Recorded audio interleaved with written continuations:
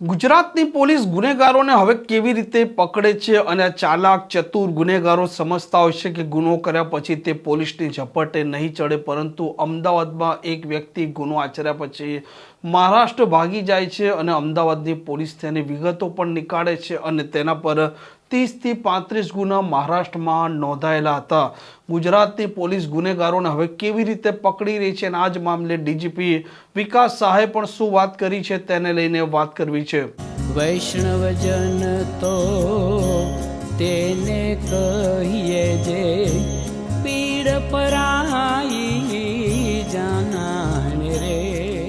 નમસ્કાર, આપ જોઈ રહ્યા છો નવજીવન ન્યૂઝ અને હું છું આપણી સાથે તોફિક ગાંચી. જ્યારે કોઈ પણ ગુનેગાર ગુનો કર્યા પછી ત્યાંથી ફરાર થઈ જાય છે અને ત્યાર પછી ફોરેન્સિકની ટીમ ત્યાં પહોંચે છે. આ ગુનેગારે જે પ્રકારે ત્યાં ગુનો આચર્યો હોય છે, આસપાસ કોઈ પણ પ્રકારના પુરાવા, ફિંગરપ્રિન્ટ કે અન્ય કોઈ વસ્તુઓ કે કોઈ પુરાવો છે તે મેળવવા માટે પોલીસ અને આ ફોરેન્સિકની ટીમ સતત ત્યાં પ્રયાસ કરતી હોય છે, કામ કરતી હોય છે. અને ગુજરાતની પોલીસ વધારે એડવાન્સ બની છે, ટેકનોલોજીનો પણ ઉપયોગ કરી રહી છે. અને નાફીસથી અમદાવાદમાં એક વ્યક્તિએ ગુનો આચર્યો હતો, તેણે ચોરી કરી હતી, તે મહારાષ્ટ્ર ફરાર થઈ ગયો હતો. તેના ફિંગરપ્રિન્ટ મળી આવે છે અને મહારાષ્ટ્રથી તેને 48 કલાકમાં ગુજરાતની પોલીસ અમદાવાદ લાવી દે છે. આરોપી છે તેના વિરુદ્ધમાં મહારાષ્ટ્રમાં 30થી 35 ગુના નોંધાયેલા હતા અને ગુજરાતમાં પણ 4થી 5 ગુના નોંધાયેલા હતા.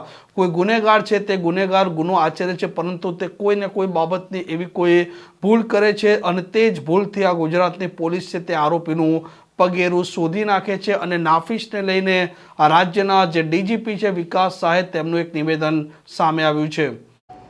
આપણે જાણીએ છીએ કે આજે ટેકનોલોજીના યુગમાં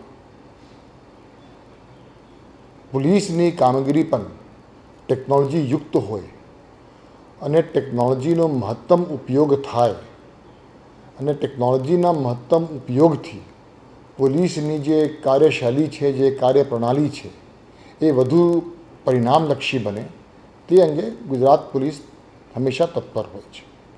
એવી જ એક ટેકનોલોજી છે જે આપણે કહીએ છીએ NAFIS, national automated fingerprint identification system. આપણે જાણીએ છીએ કે દરેક વ્યક્તિની જે ફિંગરપ્રિન્ટ હોય છે એ એક અલગ પ્રકારની હોય, દરેકની અલગ હોય, એ યુનિક હોય. એટલે કોઈ પણ જગ્યાએ કોઈ બનાવ બને અને એ બનાવ બનતાની સાથે આપણે FSL એક્સપર્ટને ત્યાં મોકલીએ અને FSL એક્સપર્ટને બનાવના જગ્યા ઉપરથી કોઈ ફિંગરપ્રિન્ટ મળે તો એ ફિંગરપ્રિન્ટ આપણે કેપ્ચર કરીએ છીએ. હવે નાફીસના આવ્યા પછી આ જે તમામ ફિંગરપ્રિન્ટ્સ છે એ હવે રાષ્ટ્રીય લેવલ ઉપર એક પોર્ટલ છે, નાફીસ પોર્ટલ. એટલે તમામ જગ્યાની જે આ ફિંગરપ્રિન્ટ આપણે કલેક્ટ કરીએ છીએ બનાવના સ્થળ ઉપરથી એ ત્યાં અપલોડ થઈ જાય છે. ગુજરાતમાં પણ થાય, તામિલનાડુનો પણ થાય, યુપીને પણ થાય અને આસામનો પણ થાય, દરેક જગ્યા થાય.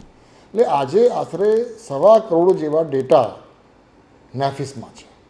એમાં આશરે 21 લાખ ગુજરાત રાજ્યના પણ છે. હવે આ નાફીસથી ફાયદો શું? દાખલા તરીકે ગુજરાતના કોઈપણ એક જિલ્લામાં કોઈ બનાવ બને, ઘરફોડ ચોરીનો બનાવ બની જાય, પોલીસ ત્યાં જાય, FSL ત્યાં જાય, એને ત્યાં ફિંગરપ્રિન્ટ મળી જાય.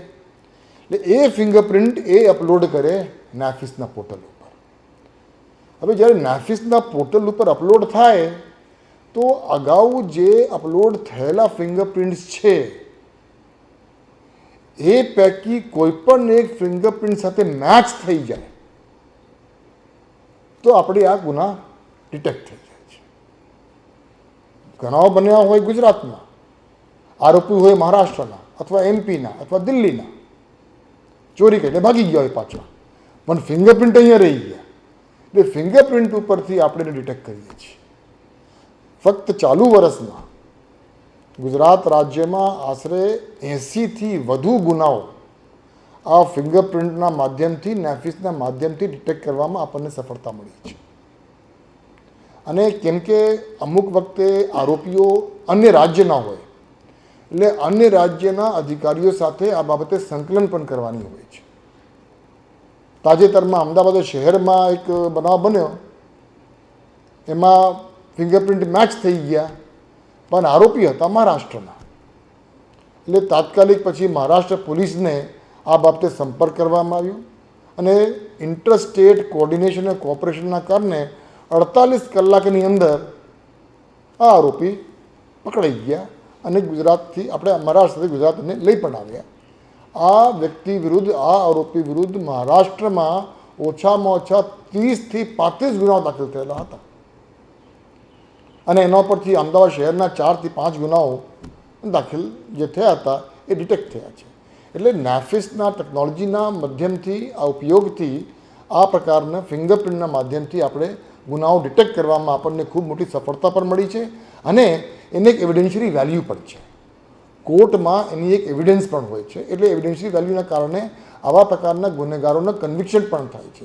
જે મેં હમણાં વાત કરી એ આરોપીનો મહારાષ્ટ્રના ઓછામાં ઓછા 20થી 25 ગુનાઓમાં એમને કન્વિક્શન પણ થયા છે. એટલે આ પ્રકારના ટેકનોલોજીના ઉપયોગથી ગુજરાત પોલીસ કામગીરી કરી રહી છે.